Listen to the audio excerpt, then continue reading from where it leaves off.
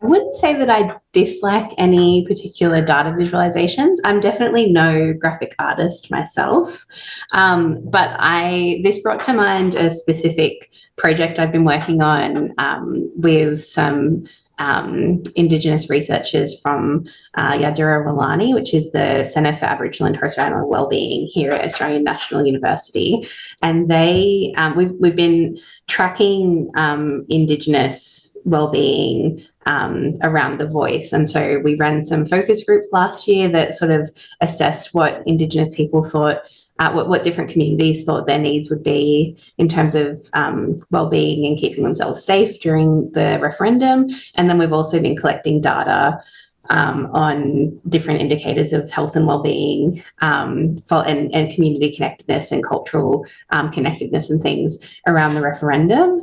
And we've now sort of published about 5 or 6 reports with the Department of Health about this, how this is going. And we're finding that so what we know supports individual well-being is like community support, cultural connection, and there's a third pillar, but anyway, those kind of things.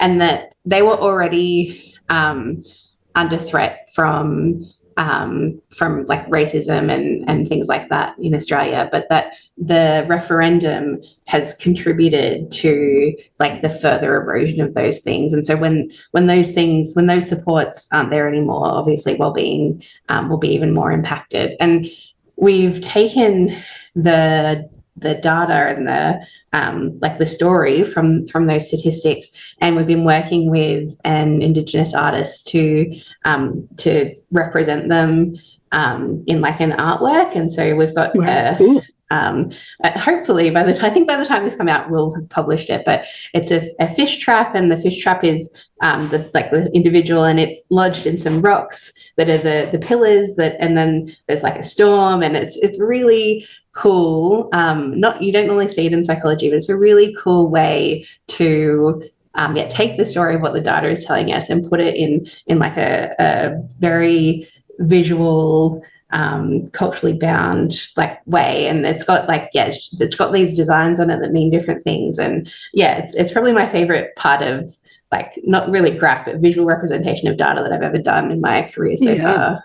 That's awesome. If it's possible to get permission to have to put it into the video, that would be really rich and cool. But if not, maybe we can at least link to where it is published, when it is published. Yeah, well, the whole point of it is that we're now taking this stuff that's in a pretty dense, boring government report in a way that like community and stuff can understand. So it will be publicly available. It's just we're now up to the point of like move this letter here and stuff like that. So it should hopefully be ready soon, and I can send you the link when it's out there. Okay. We have talked about the circle and the arcs of holistic interconnection.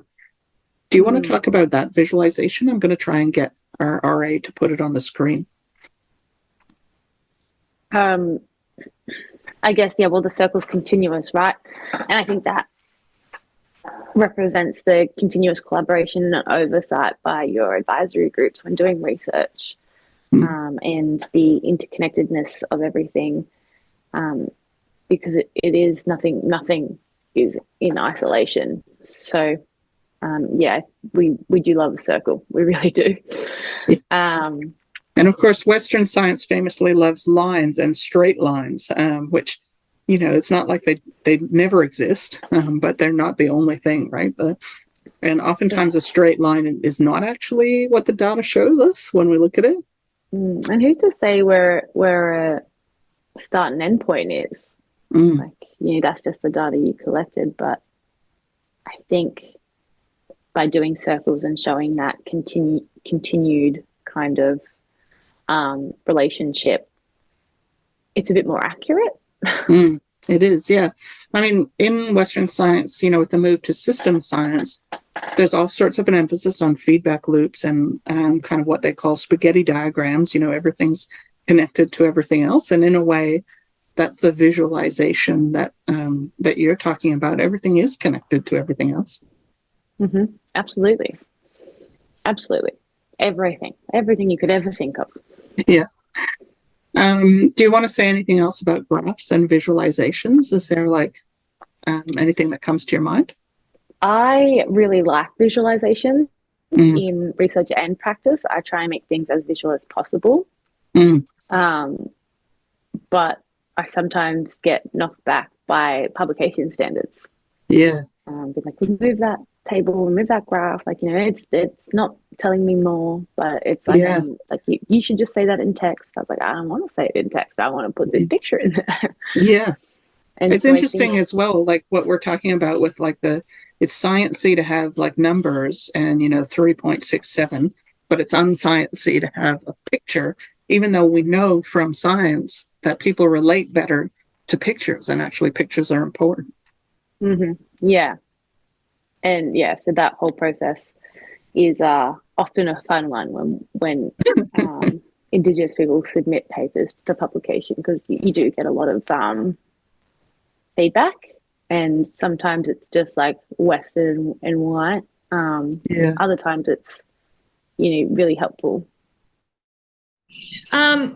I do like pictorial things. I find that's hits home better than a Gantt chart, not a Gantt chart. You know, things that I can't think of the word. It's like a table or a line graph. Yeah, line graph. Yeah, it doesn't do it for me. I mean, I'm talking as part of an Aboriginal person. I like pictures. I like relatable stuff. So as I said to you when I was trying to describe a holistic person, I talk about a pizza. Yeah. Yeah. And the slices of a pizza. And if I'm talking to people about where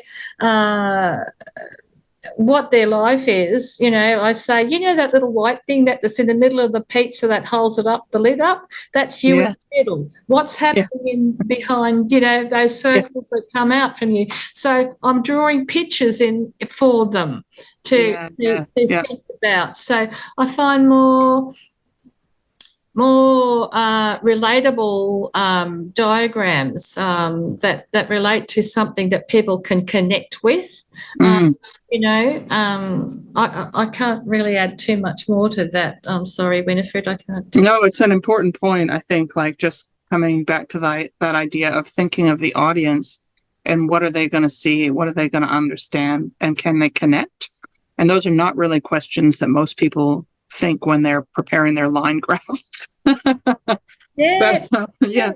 Even like pictures of a cigarette packet with how many cigarettes are in it, or I don't know, or things that it might not be too academic for you to share to relate back to them, but if you're relating it back to that audience, it's very important that they understand that.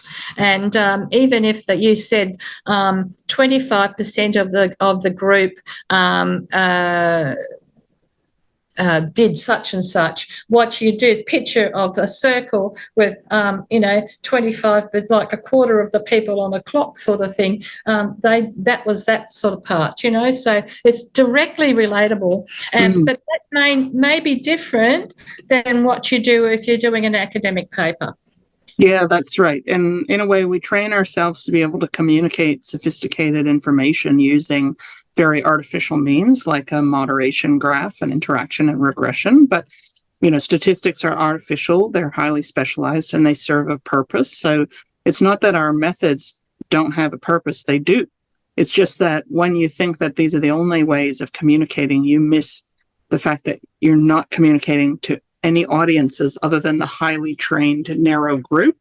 And that isn't actually a problem in our approach, right?